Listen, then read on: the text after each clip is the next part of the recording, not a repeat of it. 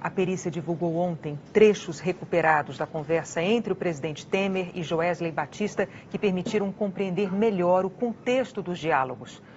Hoje, o presidente da Ordem dos Advogados do Brasil, Cláudio Lamáquia, analisou esses trechos para o Jornal Nacional.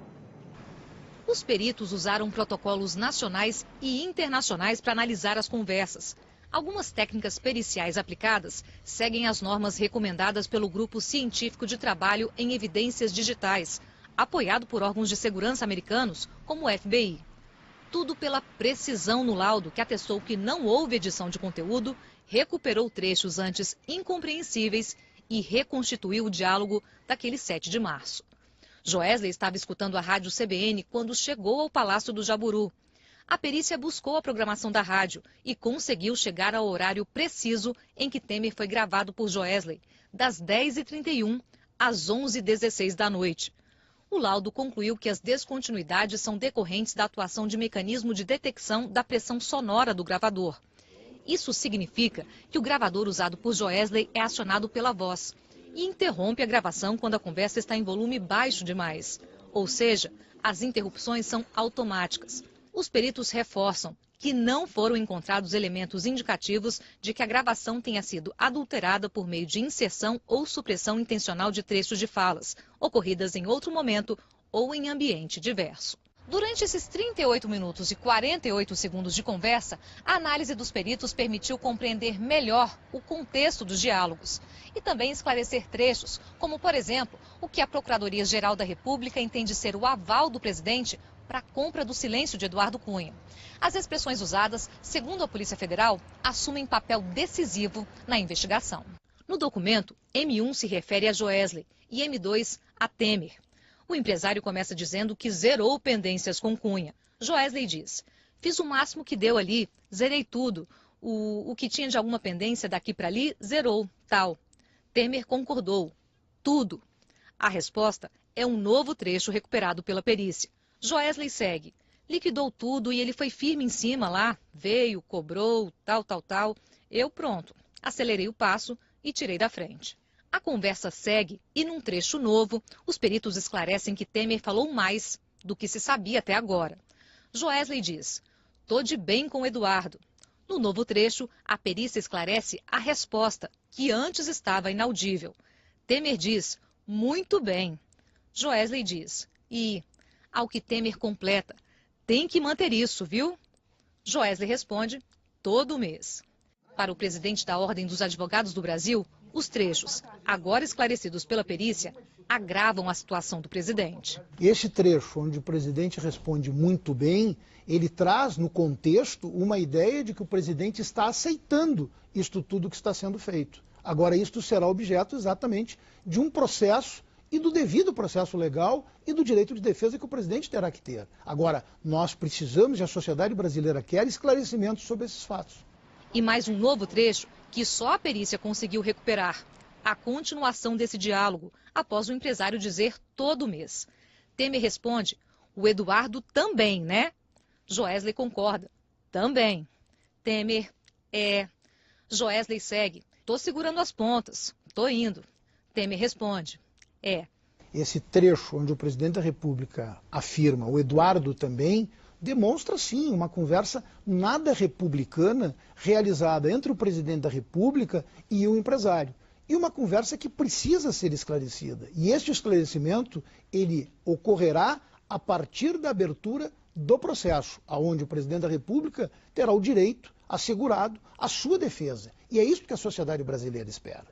A perícia também detalhou que Joesley e Temer falaram sobre o ex-ministro Gedel Vieira Lima. Segundo a PF, o diálogo demonstra preocupação do presidente. Joesley diz: mas com o Gedel também com esse negócio, eu perdi o contato porque ele virou investigado. Agora eu não posso também. Temer comenta: é complicado.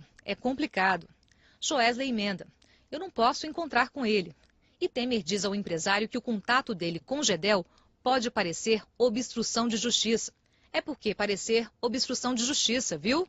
Joesley concorda: isso. E Temer comenta: perigosíssima essa situação. Sobre esse trecho da conversa, o presidente da OAB reforça. Nem um pouco. É uma preocupação que um presidente da República jamais deveria ter. Aliás, o presidente da República jamais deveria ter tido um diálogo nestes termos com alguém que é investigado e, notadamente, com alguém que está cometendo um crime. Em outro trecho, agora esclarecido pelos peritos, Joesley comenta com Temer quem deve ser seu novo interlocutor, agora que Gedel Vieira Lima é investigado. Joesley diz: para mim falar contigo, qual é a melhor maneira? Porque eu vinha falando através do Gedel, eu não vou lhe incomodar, evidente, se não for algo assim. Temer responde: as pessoas ficam, sabe como é que é. Joesley segue: eu sei disso, por isso é que... Temer diz após um trecho ininteligível: um pouco. Joesley pergunta: é o Rodrigo? Temer confirma em um novo trecho ouvido pelos peritos: o Rodrigo. Joesley fala: ah, então ótimo.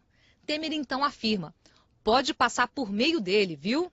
E acrescenta: da minha mais estrita confiança, referindo-se a Rodrigo Rocha Loures, seu ex-assessor preso após ser filmado carregando uma mala com R$500 mil em propina paga pela JBS. Esse diálogo é de uma gravidade muito grande. E esse diálogo, se for comprovado no contexto probatório o que ele está a indicar, sem dúvida nenhuma, nós estamos diante de um crime.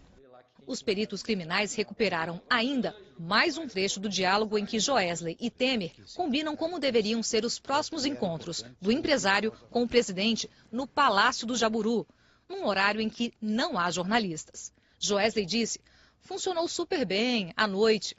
Temer responde: é. Joesley continua: 11 horas da noite, meia-noite, de 10h30, vem aqui. Na resposta identificada pela perícia, Temer ressalta: não tem imprensa.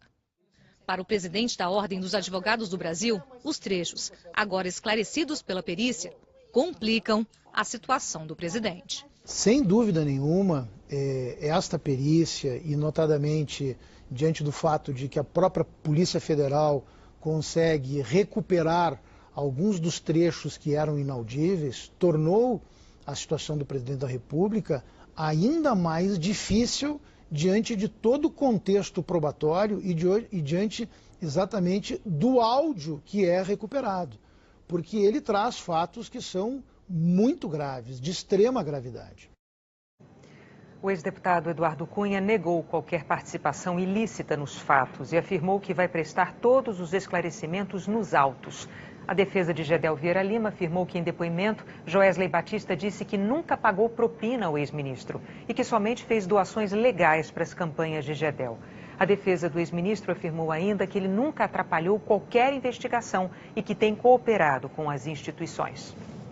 A seguir...